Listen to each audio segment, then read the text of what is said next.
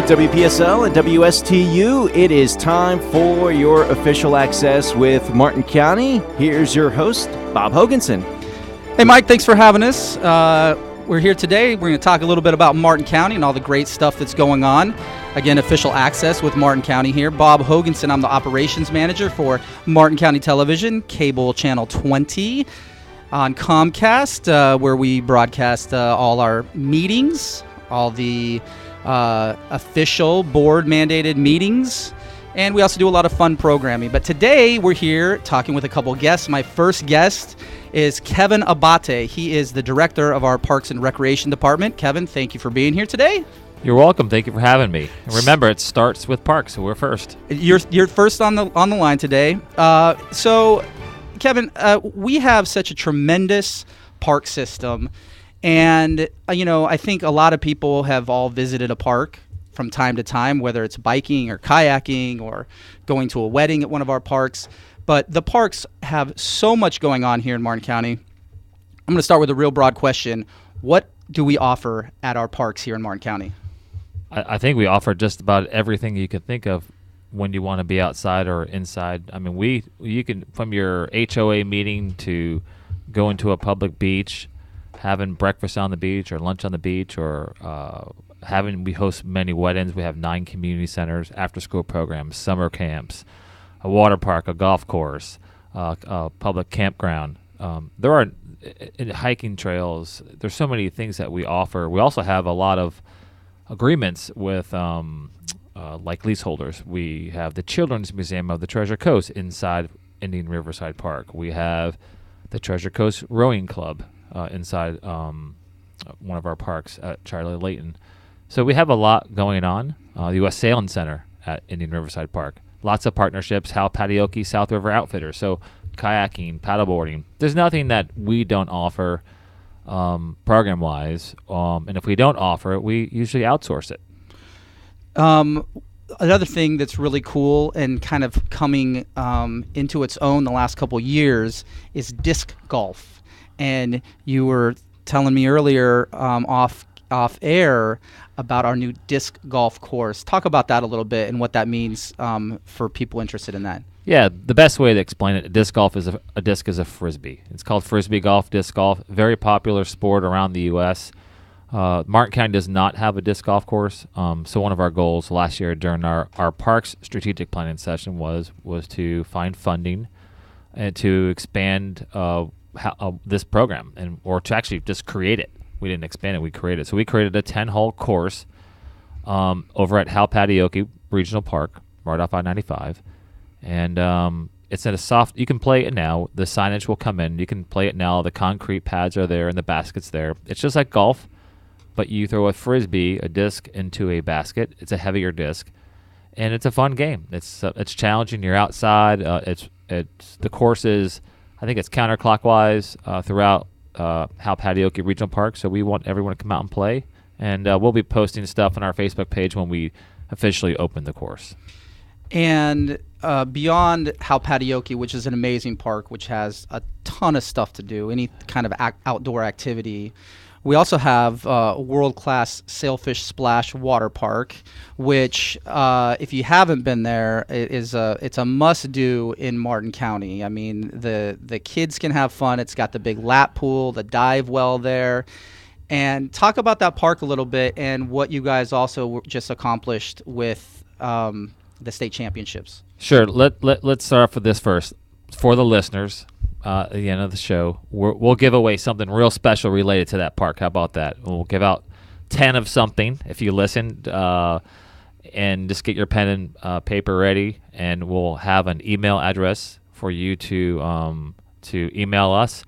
We'll give out something really exciting, a pretty good value in my opinion, and we'll announce it at the end of the show. It's a nice little tease coming up in a few minutes. So that means you have to listen to the rest of the. You got to listen parks. for a few more minutes. We're going to give you guys an email address and a subject line, and you'll be entered into something really good here coming up. Yeah. But talk about the water park and how special that is for Martin County. Yeah, it's. Sailfish Splash Water Park is it's one of the most unique facilities in the United States. It's a great business model, if you will. The fun side of the water park, which is a 4-story high tower, water slide tower, has 2 rides on it, and a 1,000-foot lazy river, and a 7,000 square foot children's water playground, birthday parties, cabanas, gift stores, all that fun stuff we do every year. We open up this Saturday. It may not be as warm as we'd like, but we're going to open up on Saturday for spring break I think we open at 10 o'clock or 10:30. Check our website out at sailfishsplash.com. We open up, and then we start our run all the way through the end of Labor Day weekend. So we do about 124 operating days. And then on the other side of the park is the competitive side, which is a 50-meter Olympic-sized swimming pool and a dive well, and we have a learn-to-swim program. The water park and the competitive side are unique because the recreational side brings in all the revenue and helps fund the entire project. And the budget for the water park is about $1.4 million, and we bring about just about $1.4 million in, depending on the weather. Sometimes we do a little bit better. Sometimes we have break-even years. It's all weather dependent. But we just ended our last contract year for the Florida High School Athletic Association swimming and diving finals. It is the largest swim meet in Florida, and we went out for a rebid. We put our name in the hat again to seek a request for a bid, and we won.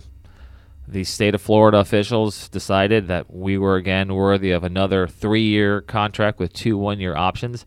So what that does for this county, it brings about 8,000 people in over 2 weekends in November. It is significant economic impact, over $1 million a year for just that one meet. We also host the second largest swim meet, the FSPA meet, the Florida Pool and Spa meet, the Florida Pool and Spa meet, which is in September. So we host some large swim meets. We do about 40 meets a year. And the economic driving part of that facility, the competitive side, since we've opened, has brought more than $14 million to the economy for Martin County. So it's been a great project. It's a lot of fun there. There's having your birthday party, or just we have a Friday, a family fun Friday thing we have, and a lot of moms and young children come in. They're not of school age, come in on us on Fridays for 4 hours. We open up the water playground, and we just do a lot of fun stuff there. And it's a great facility for this county, and we also employ a lot of people. We have 136 employees, mainly Martin County employees. We provide them. We probably have provided more than 500 first jobs for kids out of high school, which is great. Again, you're listening to Official Access with Martin County. I'm your host, Bob Hoganson, sitting here talking with Kevin Abate, our Parks and Recreation Director. Another big asset that the county has, besides the incredible water park, is the golf course. And this has been a very popular golf course over the years, 36 holes out there, 2 18-hole courses. And historic in nature. Some of the holes are actually some of the original holes built in the early 1900s, really. Correct, yeah. And so it's on the Florida Historic Golf Trail. And just a beautiful course. It's been redone over the years to really pristine playing conditions. But you're even looking to upgrade it even further. Talk about what's going on at the golf course right now. Yep. So we received direction from our Board of County Commissioners to start the design process to create a new clubhouse. The clubhouse was torn down about 3 years ago. It was an older clubhouse, about 48 years old, and just in not really great condition. So we're looking at the future of the facility. We're not looking at 10 years down the road. We're looking at this is the future. So we are now just finished schematic design of a new elevated clubhouse, because right off of St. Lucie Boulevard, if you can imagine, we slope up to about 12 feet high. So the carts will be underneath this clubhouse, and on the top, the first floor, the only floor, we'll have a bar and grill that overlooks the new driving range that we intend to be lighted. We have all new holes coming in, new holes going out. So the red and white course have holes coming in, coming out. Then hole number 9 and hole number 1 for the red course and the white course, and new practice facilities. And those are some of the things that we thought were important, was practicing. We feel that the golf, most folks, golf was on a decline for a while, but the practice facilities, the new clubhouse, trying to have the best economy of scale facility that we can to host meetings, chamber meetings, whatever we can. And so I think that's another public venue, and we're looking to hopefully put another jewel in the crown of Martin County. And when can golfers expect to see that all good to go and ready to park those carts under the clubhouse? Well, it's a matter of funding, and that's what we're looking at now. We have money to design. That's our focus now. I'll be meeting with the commission this March 27th. We have a discussion about the clubhouse and its cost to the county, and what that means for us and how we'll fund it. So that'll be our challenge. We have design money. The board has, the public, the board, the National Golf Foundation, the Golf Course Advisory Committee. We're moving forward on their wishes. It's not going to be an inexpensive project because it's a 2-story building, quite frankly. And the square footage of the building is about 10,000 square feet on the top and the bottom. And that's mainly because to house all the carts. And this course has been so popular over the years. I think I read something that in the 80s or early 90s, it was one of the top played per round courses in the entire country. Is that accurate? Yeah. So Martin County, and today too, we look at what they called back in that day a round of golf was either 9 or 18 holes. So when you look at pure rounds of golf with 9 or 18, however you want to qualify, there's a lot of 9-hole play right now in our course. About 60% is 9-hole play, and it's folks just want to go in, play 9, and go home, whether they're going to walk it or they're going to use the cart. So they had approached close to 200,000 rounds of golf, whether it was 9-hole or 18. We call them starts now, 9-hole or 18-hole starts. That's a little bit more accurate number. But we still have those same trending numbers relative to the percentage of 9-hole rounds. But in its heyday, Martin County Golf Course, or at that time Golf and Country Club, was the busiest golf course in the U.S. Things have changed, of course. We have 35 courses in Martin County, but we still are the only true public golf course. You're listening to Official Access with Martin County. I'm your host, Bob Hoganson. I'm sitting here with Kevin Abate, our Parks and Recreation Director. Really appreciate you coming in, Kevin. Thank you. Martin County is also unique in the sense that we are an fully accredited Parks and Recreation Department. I think across the country there's 12,000 publicly funded Parks and Recreation divisions. We're one of about 150 total in the entire country that are accredited. What exactly does that mean to be accredited? I know there's about 150 stringent steps that need to be taken. That's probably not the right word, steps, but standards that need to be completed, and we have consistently completed all of these steps in the Parks Department. What does that mean for the citizens of Martin County and the visitors here to go to a park system that is fully accredited like that? Well, so for the public, what it means is that they're going to have well-administered services, and professional practices. That's it. Those are some of the things. It helps us realize. It holds us accountable and to the public, and ensures that we're responsive to their needs.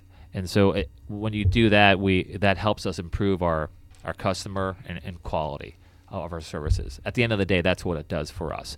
So what the department helps us, we benchmark against other agencies, how well we compare. It helps us enhance our teamwork of our staff. And it provides a self-evaluation is what it does, a self-evaluation of 155 standards, well over probably close to 1,000 pages of documentation of prove that you exist, in the simplest format. Prove that you're a publicly funded agency and tell us why and how did you get there and how did you accomplish that through what resolutions or what Florida statutes. That's the first one of 1.1 as we go to 155 standards. And I'm proud to say that we got reaccredited in 2016. We were first accredited in 1999, and we were the 26th agency in the U.S. to get accredited. So we've been doing this for a long time. So what I look at is that we're in the top 1% of all public agencies in the U.S. because most agencies don't want to take this responsibility on because it's very difficult to do. I mean, Palm Beach County, a great park system to our south is not accredited. There's about 24 agencies in the U.S., and there's over 600 park agencies just in Florida.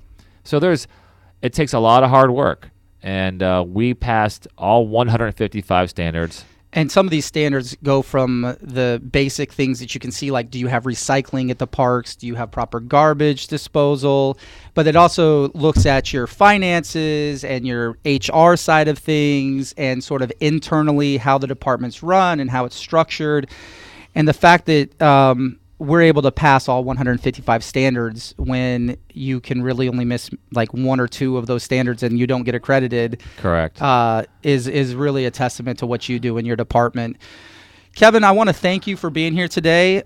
You're listening to Official Access with Martin County on 1450 WSTU and 1590 WPSL.